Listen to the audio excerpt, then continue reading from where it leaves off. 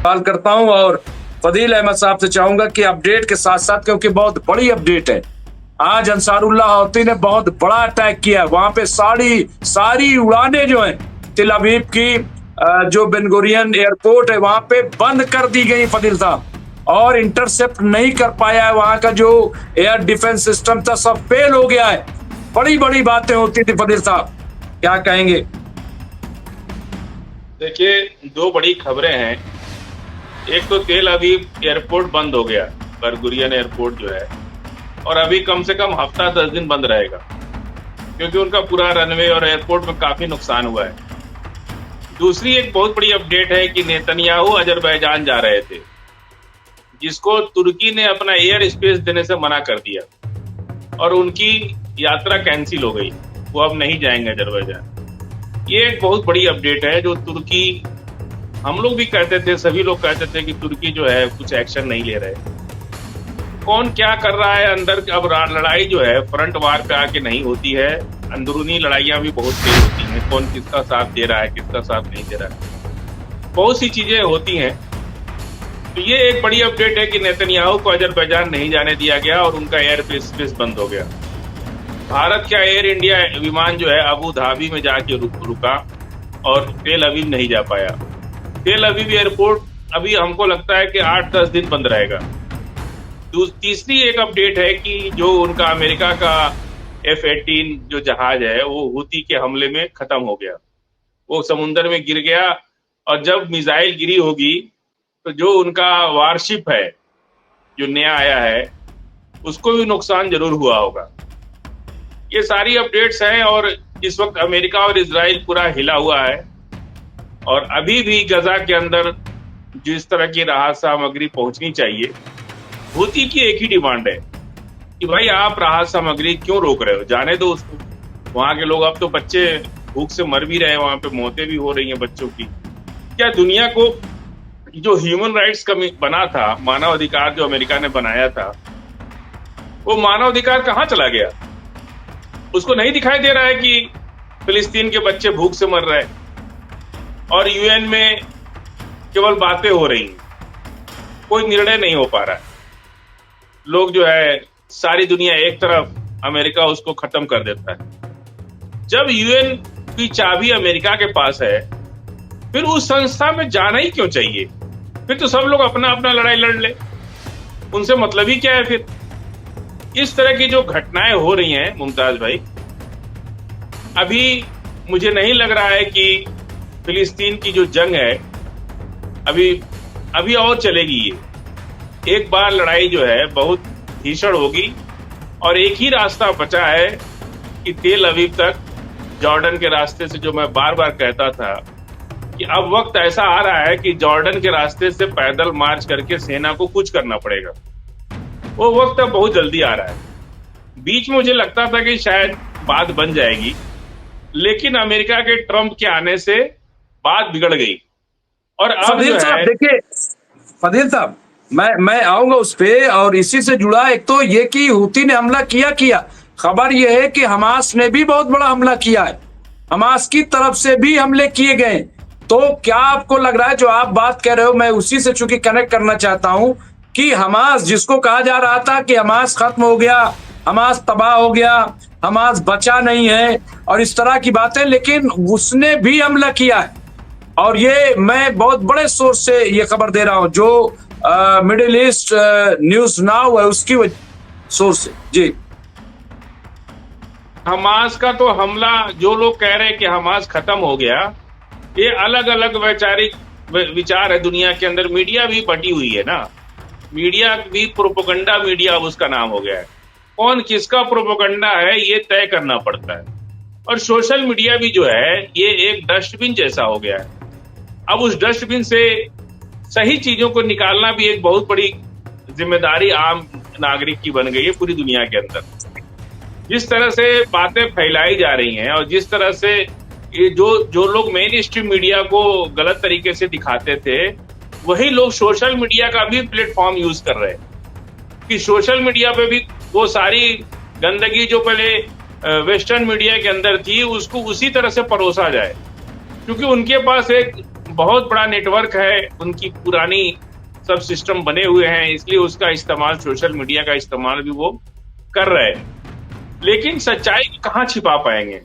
आज पूरी दुनिया सैटेलाइट से देख ले रही है कि बरगुनियर एयरपोर्ट पर कितना नुकसान हुआ, और वो किसी को बताने की जरूरत नहीं है, लोग खुद देख ले रहे हैं। और जिस तरह से जहाज, लड़ाकू विमान अमेरिका का बहुत महंगा जहाज है वो, और वो समुद्र में गिर गया, और जब उस पर मिसाइल गिरी होगी तो सिर्फ जहाजे थोड़े नुकसान किया होगा, वो वारशिप पे भी नुकसान हुआ होगा। एक वारशिप तो उनका डूब ही गया जो पहले था, अब ये दूसरा आया है, दूसरा भी डुबवाने के चक्कर में ट्रम्प पड़े हुए हैं। जब तक कि चाहे जितना भी ये लोग जोर लगा लें, बिना टेबल पर आए इसका कोई रास्ता नहीं है। ये लोग कुछ भी कर लें, कितना भी मार लें, कुछ भी कर लें, मौत तो सबको आनी है, आज मरे चाहे कल मरे, मौत से कौन डर रहा है? तो ये लोग फैसला कर लिए हैं कि अब जो है अमेरिका को भी आना ही पड़ेगा टेबल पर इजराइल के साथ, कि बात करनी पड़ेगी, नहीं तो इसका अंजाम सिवाय नुकसान के कुछ नहीं। जी फजील साहब, इसके साथ साथ अभी मैं देख रहा था और मैं उसी चीज से कनेक्ट करूंगा कि 100 दिन ट्रम्प सरकार को पूरे हो गए, 100 दिन, और इसमें रिपोर्ट ये आई है कि 100 दिन में इजराइल और अमेरिका के बीच में दरार पैदा हुई। हालांकि उसको कहा जा रहा है कि छोटी दरार है, लेकिन आप जो है इसको कैसे देख रहे हैं? क्योंकि कई मामले में अभी जब ईरान और अमेरिका के दरमियान बातचीत के मामले में भी बार बार जो है वो इजराइल टांग अड़ा रहा था, बार बार उसमें रुकावटें पैदा कर रहा था और तरह तरह की। तो ये जो दरार है, जो कि अभी तो 100 दिन हुए हैं ना, और 100 दिन में ऐसा हो गया, तो क्या ये माना जाए कि बहुत दिनों तक बहुत अच्छे रिश्ते नहीं रहेंगे, या फिर नेतन्याहू नहीं रहेंगे? देखिए, दरार तो पड़ जाती, लेकिन एक ईरान का खौफ जो है सबको जोड़े हुए है। जब बाढ़ आती है ना, तो सांप, बिच्छी, गोजर सब एक साथ पेड़ पर चढ़ जाते हैं, तब कोई किसी को नहीं खाता है। और जब बाढ़ खत्म हो जाती है, सांप, बिच्छी, गोजर सब एक दूसरे को खा जाते हैं। एक नेचुरल चीज है। अगर ईरान इनके सिर पर नहीं होता तो ये खुद आपस में लड़ते।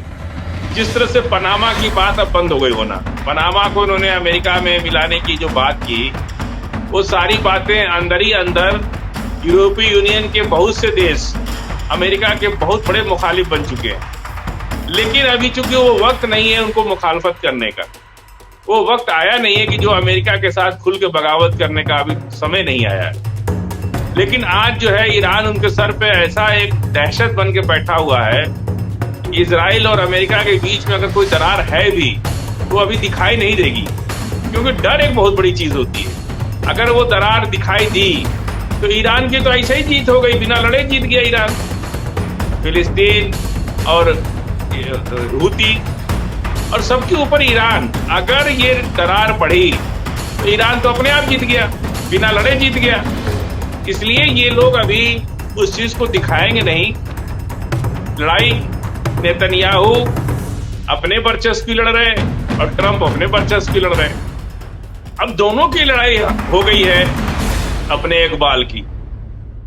ये दोनों लोग अपने इकबाल की लड़ाई लड़ रहे हैं। धीरे धीरे अमेरिका का इकबाल भी जा रहा है, इजराइल का तो जा ही चुका है, नेतन्याहू तो खत्म ही हो चुके हैं। अब अमेरिका भी अपना इकबाल खो रहा है धीरे धीरे। आखिर एक छोटा सा देश ने उनके वारशिप को डुबा दिया, लड़ाई में एक कदम पीछे नहीं हट रहे होती, उनके बड़े बड़े जहाजों को मार के गिरा दे रहे, लाल सागर उनको छोड़ के भागना पड़ रहा है। इन तरह अभी कितना अमेरिका और गिरेगा और कितना जलील होना चाहता है? ये तो इकबाल खत्म होने की ही बात हो रही है ना। और सबसे बड़ी बात है कि अमेरिका ने भी हूती पर बड़े बड़े हमले किए, हजारों लोग मारे गए, आम नागरिक मारे गए, बच्चे महिलाएं मारी गई। तो हमले तो अमेरिका कर ही रहा है जितना वो कर सकता है, क्योंकि वो इतना अमेरिका इतना दूर से बैठ करके अपने वारशिप से कितना लड़ेगा। जो उसके बेस हैं, आर्मी बेस, वो सब ईरान के निशाने पे हैं। अगर उन्होंने कोई ऐसी हिमाकत की तो बहुत देर नहीं लगेगी, ईरान को अपना ट्रिगर पे उंगली है ईरान के, तो सबको दुनिया को पता है कि ईरान की ट्रिगर पर उंगली है। वो जिद दबाने की दे रहा है। इसलिए अमेरिका को ने अच्छा कैलकुलेशन कर लिया है। वो सोच रहे हैं कि किसी तरह से, अब तो ये लोग चाहते हैं किसी तरह से ये मामला खत्म हो, कोई मध्यस्थता करने वाला नहीं है। ये हटे कैसे, इनका ईगो प्रॉब्लम बहुत आ रहा है बीच में, कि हम अगर छोड़ते हैं ऐसे ही छोड़ दे तो फिर वही बात होगी कि अमेरिका ने भी अपना इजराइल के साथ अपना अगवा लिया, अमेरिका ने भी खत्म कर लिया। अब दुनिया में कौन डर रहा है अमेरिका से? सारे यूरोपीय यूनियन के देशों ने अंदर से बगावत कर दी है, कोई इनके साथ नहीं खड़ा है। और आज जो है हूती के पास इतना बड़ा बड़ा मिसाइल आ गया है, वो कौन दे रहा है? उन्हीं के दोस्त लोग दे रहे हैं, अमेरिका के ही दोस्त दे रहे हैं। ये लो भाई लड़ो। ईरान का तो जो है वो है ही, इतना बड़ा मिसाइल कौन दे रहा है? अमेरिका के दोस्त लोग दे रहे हैं कि लो तुम लड़ो। यही होता है, दुश्मन का दुश्मन दोस्त हो जाता है। ये अपने यूरोपीय यूनियन के देशों को जिस तरह से नीचा दिखा रहे हैं ना, और जिस तरह से इन्होंने रूस के सामने यूक्रेन को नीचा दिखा दिया, बात इसी की है। सबको अपने आम की चिंता है। दुनिया का हर देश अपने ईगो की लिए लड़ाई लड़ता है। तो जब इन्होंने सबको नीचा दिखा दिया, सबको कमजोर कर दिया, कोई भरोसा तोड़ दिया सबका, कल जब यूक्रेन को अमेरिका धोखा दे सकता है तो ब्राजील को छोड़ेगा, फ्रांस को छोड़ेगा, ब्रिटेन को छोड़ेगा? किसी को नहीं छोड़ेगा। एक एक करके सबको लेगा। ये बात सबको पता हो चुकी है। और सेकेंड वर्ल्ड वॉर में सबने देख लिया है इनका रूप रंग चेहरा। सब डरे हुए रहते हैं अमेरिका से। अमेरिका किसी का सगा नहीं है, किसी का भी सगा नहीं है, ये जान लीजिए आप। जी बिल्कुल। फजील साहब, अल जजीरा में एक खबर है और वाकई कि इजराइल ने एक दिन में 40 लोगों का कत्ल किया। एक तो ये खबर आई है, लेकिन इसमें जो शिकायत है वहां पे कि गाजा में बच्चों की भुखमरी में विश्व की, दुनिया की मिली भगत, ये जो बात वहां के लोग कह रहे हैं कि दुनिया जो है, अब वही बात है कि क्या अब इनको कोई हक पहुंचता है कि ह्यूमन राइट्स की बात करें? जिस तरह कि वहां लोग मर रहे हैं, भूख से मर रहे हैं, हमले से मर रहे हैं, प्यास से मर रहे हैं, दवा न मिलने की वजह से मर रहे हैं। कल खबर मैंने दी थी। तो सवाल ये है कि मतलब ये कैसे बात करेंगे ह्यूमन राइट्स की फजील साहब आने वाले दिनों में?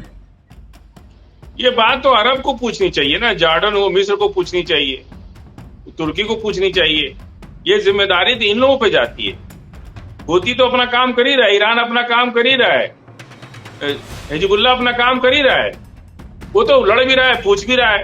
लेकिन जो लोग अमेरिका परस्त बने हुए हैं, ये जिम्मेदारी तो उनके ऊपर आती है ना कि भाई कम से कम आप उनका, अच्छा चलिए अगर नहीं जाने दे रहा है तो अरब तो बगल में है, जॉर्डन बगल में है, मिस्र बगल में है, इनको तो आगे पहल करनी चाहिए ना। उसके लिए इनको भी अपना रास्ता खोलना चाहिए और दबाव बनाना चाहिए।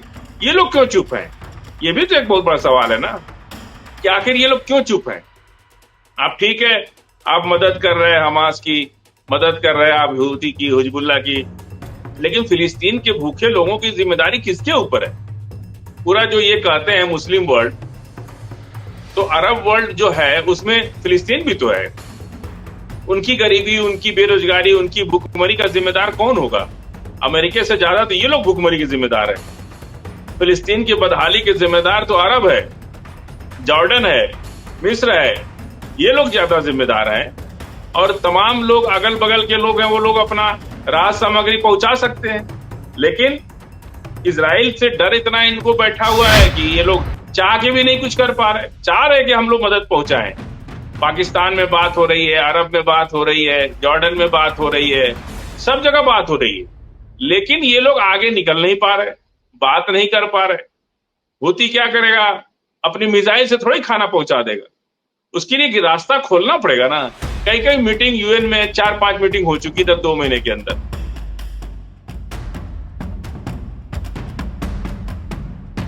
आप ये देख सकते हैं कि ये वहां की सूरत हाल है और ये अल जजीरा ने ही तस्वीर जारी की। और हमारे साथ जुड़ गए फिरोज अहमद बख्श साहब, मैं उन्हें भी स्क्रीन पर लाऊंगा। लेकिन ये तस्वीर देखिए, ये तस्वीर जो है वो बयान कर रही कि खाली बर्तन, किस तरह से वहाँ भीड़ लगी हुई, मौत और जिंदगी का सवाल है। मैं स्क्रीन पर ले लेता हूँ फिरोज अहमद बख्श साहब को। फिरोज अहमद बख्श साहब का बहुत बहुत खैर मकदम है। फिरोज अहमद बख्श साहब मौलाना आज़ाद यूनिवर्सिटी हैदराबाद के चांसलर रहे, कॉलम निगार हैं और नेशनल और इंटरनेशनल में हम लोग को भी सलाम करने का मौका दीजिए। जी जी नहीं सबको सलाम करने का जो मौका है वो तो खैर बहुत, देखिए ये तो हमारा एक इस्लामी तरीका है, लेकिन हमें भी बड़ा मौका मिलता है आप लोगों की कंपनी में सीखने का।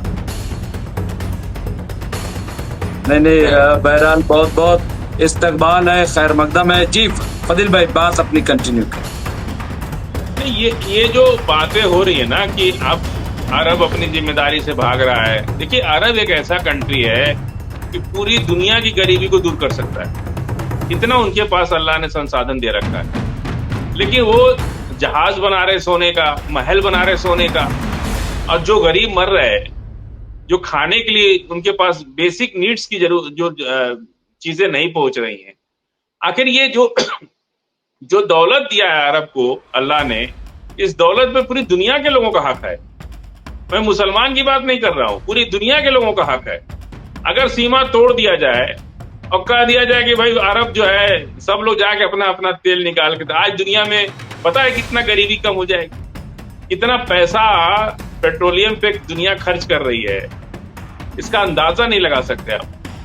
आज जितना ये लोग हथियारों पे खर्च कर रहे हैं, जितना लड़ाइयों पे खर्च कर रहे हैं, ये सारा पैसा अगर पूरी दुनिया की जो गरीबी है, जो इंसानियत मर रही है, शिक्षा नहीं है, एजुकेशन नहीं है, हेल्थ नहीं है, रहने को घर नहीं है, ये सारी चीजें खत्म हो जाएंगी परेशानी, जितना पैसा ये लोग हथियारों पे खर्च कर रहे हैं। लेकिन पूरी दुनिया में यूएन जो है बस एक बन गया है बॉल, जिसका मन करे वही जाके मार ले उसको, उसी तरह से चल रहा है। यूएन का तो कोई मतलब ही नहीं बन गया है। अमेरिका अपनी साजिश में सबको शामिल कर लेता है। जी मुमताज।